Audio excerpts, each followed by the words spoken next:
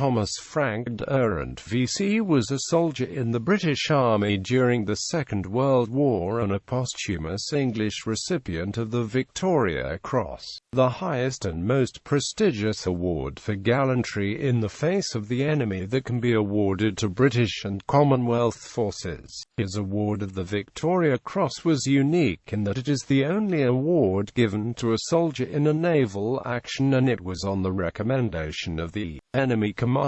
Early life. Thomas Frank Durrant was born on 17 October 1918 and lived in Green Street, Green, Farnborough, Kent. He attended Green Street Green Primary School, formerly known as Vine Road Primary School. After leaving school, he worked as a butcher's boy, then as a builder's labourer. Military service. Durrant enlisted in the Corps of Royal Engineers prior to the Second World War on 1 February 1937.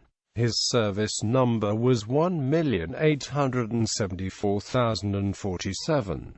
In 1940, the British Prime Minister Winston Churchill ordered the formation of units of specially trained troops that would develop a reign of terror down the enemy coast. Durrant volunteered for service with the Special Service Independent Companies and was posted to No.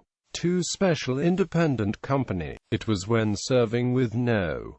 2 Independent Company in the Norwegian campaign that he was promoted in the field to sergeant. When his company returned from Norway, all the independent companies were formed into battalion-sized units known as commandos. Durrant then became a member of No. 1 Commando. St. Nazaire. The St. Nazaire raid was a seaborne attack on the heavily defended docks of St. Nazaire in occupied France on the night of 28 March 1942.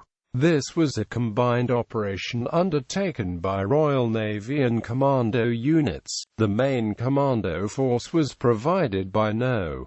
2 Commando with supporting demolition parties from other commando units, including Durrant's No. 1 Commando. The intention of the raid was to destroy the dry dock, which would force any large German warship in need of repairs, such as the Tirpitz, to return to home waters rather than seek safe haven in the Atlantic coast. Of the 600 men who left the port of Falmouth, Cornwall, England on the raid, only 225 would return. During the raid, Sergeant Durrant was in charge of a twin Lewis gun on board H.M. Motor Launch 306.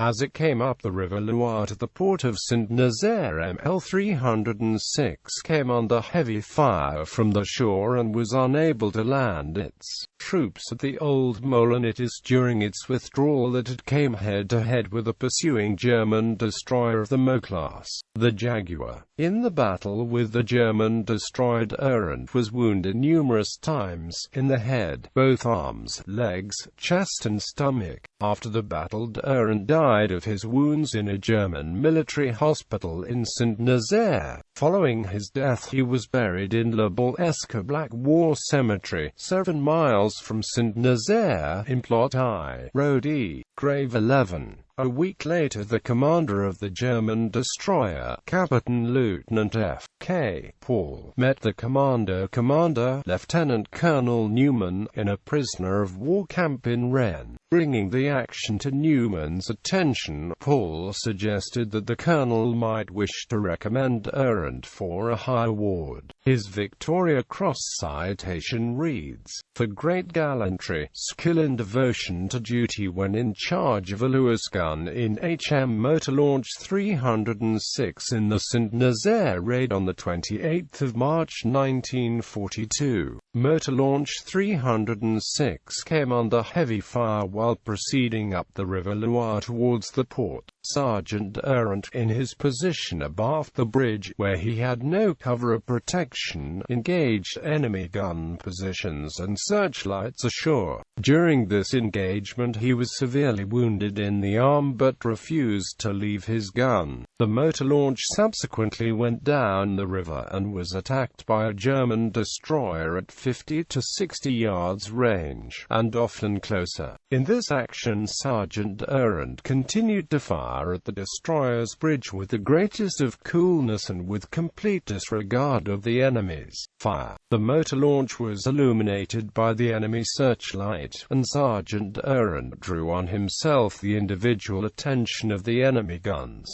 and was again wounded in many places. Despite these further wounds, he stayed in his exposed position, still firing his gun, although after a time only able to support himself by holding on to the gun mounting. After a running fight, the commander of the German destroyer called on the motor launch to surrender. Sergeant Durrant's answer was a further burst of fire at the destroyer's bridge. Although now very weak, he went on firing, using drums of ammunition as fast as they could be replaced. A renewed attack by the enemy vessel eventually silenced the fire of the motor launch, but Sergeant Durrant refused to give up until the destroyer came alongside, grappled the motor launch and took prisoner those who remained alive. Sergeant Durrant's gallant fight was commended by the German officers on boarding the motor launch. This very gallant, non-commissioned officer later died of the many wounds received in action. Aftermath.